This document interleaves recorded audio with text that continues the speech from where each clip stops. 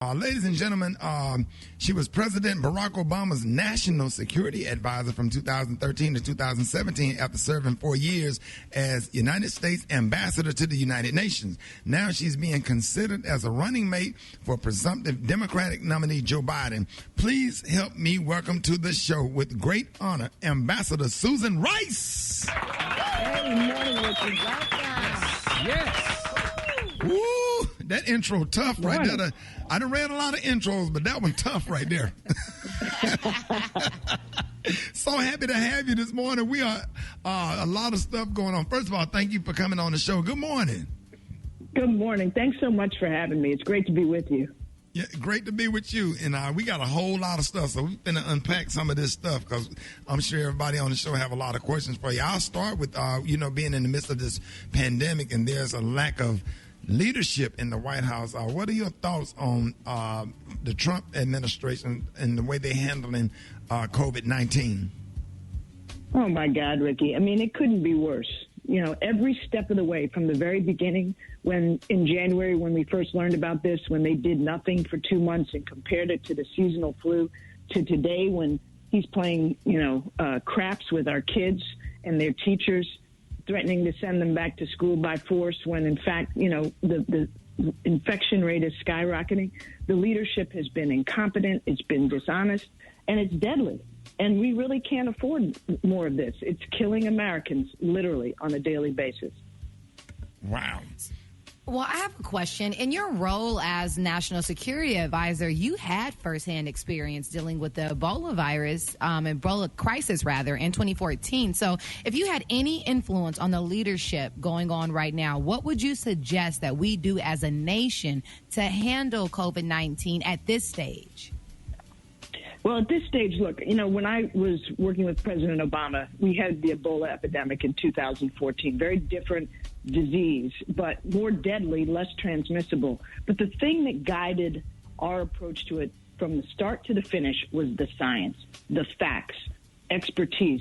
He didn't inject politics into decision-making. He let the facts and rationality drive decision-making. That's what we need now. We don't need President Trump talking about injecting bleach or prescribing hydroxychloroquine when the science doesn't back it up. We need leadership that actually will listen to the experts like Dr. Fauci and get the testing ramped up that we so desperately need. It's still, after all these months, inadequate. Put in place the contact tracing.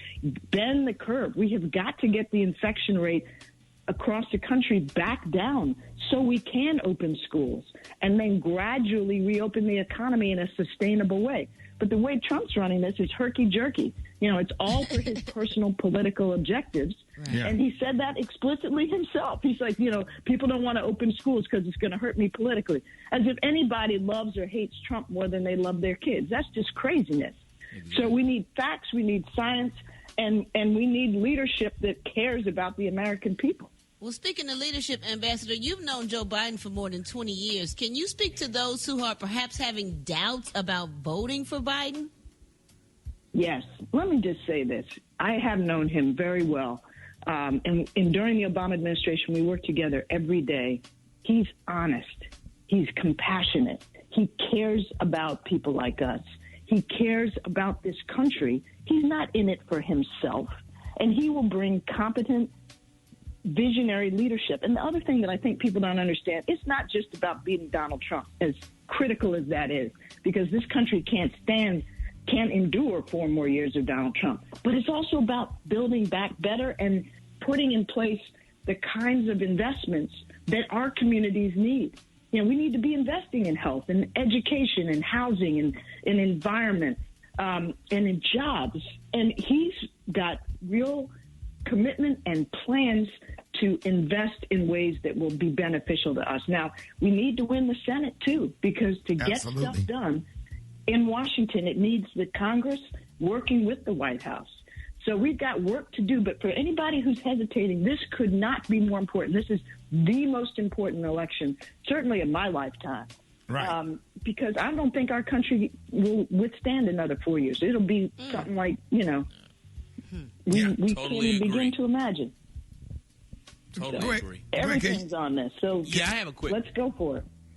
Yeah, I have a quick question continuing on that same line. I think you need to maybe, could you emphasize more on the importance of changing of getting new leadership, because this leadership we have now is totally unaccountable and totally lawless. And another 4 years of a lawless administration for people like us could result in what? I mean, look at this. It's, he cares more about Confederate statues than he does about our children. That's about what it boils down to. That's right. Deadly for us. It's deadly for all Americans. He's trying to divide us. He's trying to enrich himself and his cronies and his family. And it's the most corrupt, as you say, lawless administration that any of us have ever seen. And without the constraint of having to run for re-election, can you imagine Donald Trump, with nothing holding him back for the next 4 years after this? I mean, It would just be the end. So literally, our lives depend on change in November. We have got to be serious about this. Now, presuming that you would want the, you would want the position if it was offered or whatever. First of all, 2 questions: are you getting any calls, or anybody? Are you being vetted? Or what makes you and if so, what makes you the perfect vice presidential running mate for Joe Biden?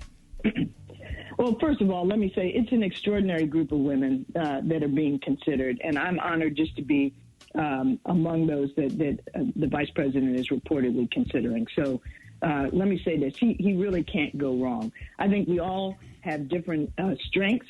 My strength, if I can put it that way, is that I have served in the executive branch, in the White House, at the top levels of the federal government for almost 2 decades. I know how to make things work. I know how to get stuff done.